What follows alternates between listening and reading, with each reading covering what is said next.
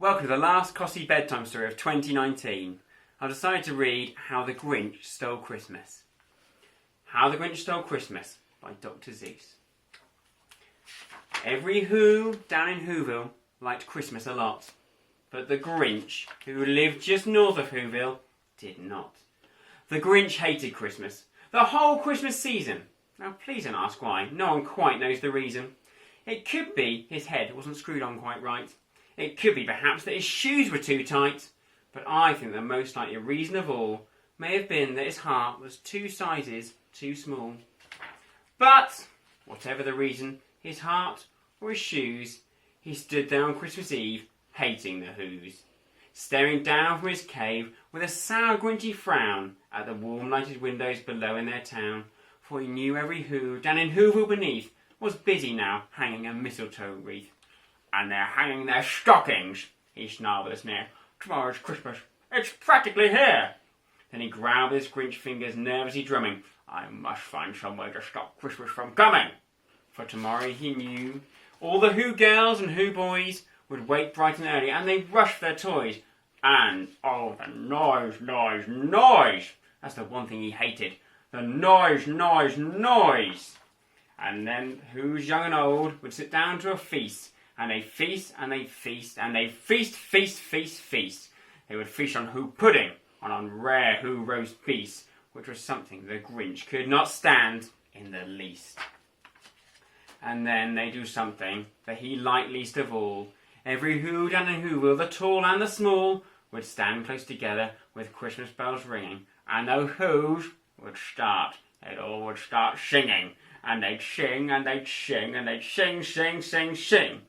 And the more the Grinch thought of that Who Christmas sing, the more the Grinch thought, I must stop this whole thing. Why, for 53 years I've put up with it now. I must stop this Christmas from coming. But how?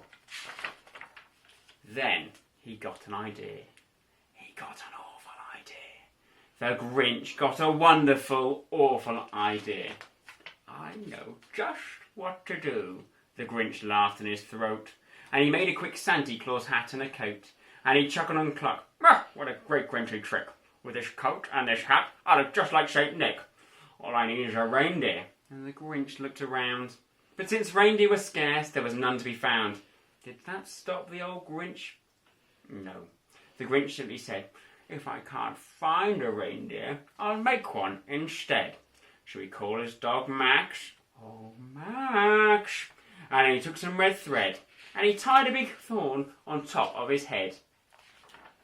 Then he loaded some bags and some old empty sacks on a ramshackle sleigh. Then he hitched up old Max. Then the Grinch said, "Get up!" And the sleigh started down towards the homes where the Whos lay a snooze in their town.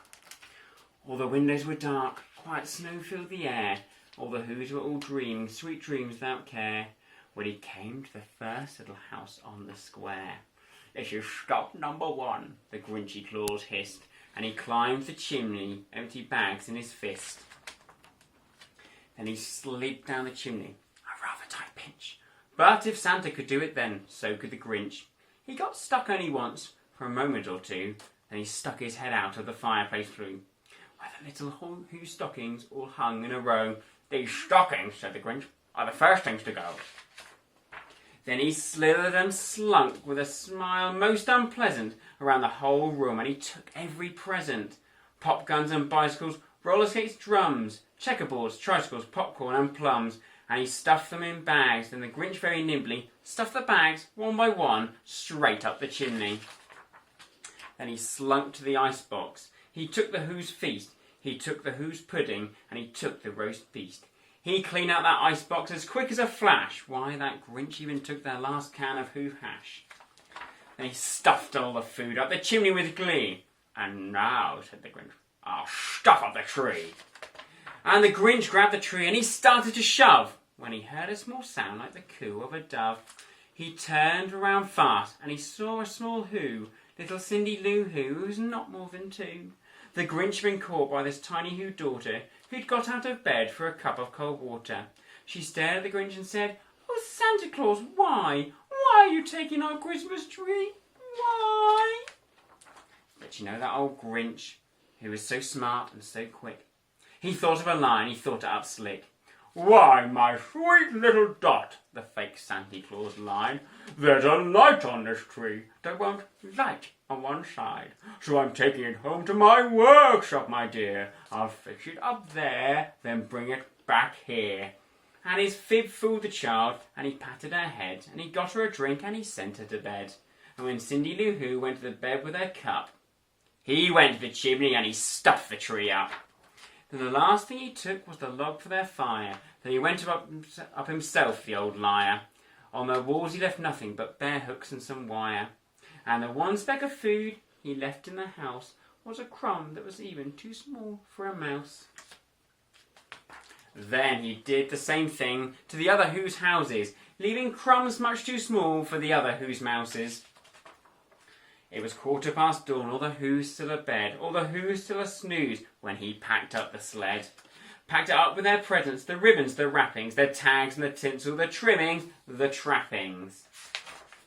3,000 feet up the side of Mount Crumpet, the Grinch rode with his load to the tip-top to dump it. "Pooh-hoo to the Who's," he was grinchiously humming. "They're finding out now that no Christmas is coming. They're just waking up now, and I know just what they'll do. Their mouths will hang open for a moment or two, and the Who's and the Who will all cry, boo-hoo." "That's a noise," grinned the Grinch. "I simply must hear." So he paused, and the Grinch put a hand to his ear. And he did hear a sound rising over the snow. It started low, then it started to grow. But the sound wasn't sad. Why, the sound sounded merry. It couldn't be so, but it was merry, very merry. He stared down at Whoville. The Grinch popped his eyes. Then he shook. What he saw was a shocking surprise. Every Who down in Whoville, the tall and the small, was singing without any presents at all. He hadn't stopped Christmas from coming. It came. Somehow or other it came just the same. And the Grinch, with his Grinch feet ice cold in the snow, stood puzzling and puzzling. How could it be so? It came without ribbons. It came without tags. It came without packages, boxes or bags. And he puzzled 3 hours till his puzzler was sore. And the Grinch thought of something he hadn't before. Maybe Christmas, he thought, doesn't come from a store. Maybe Christmas, perhaps, means a little bit more.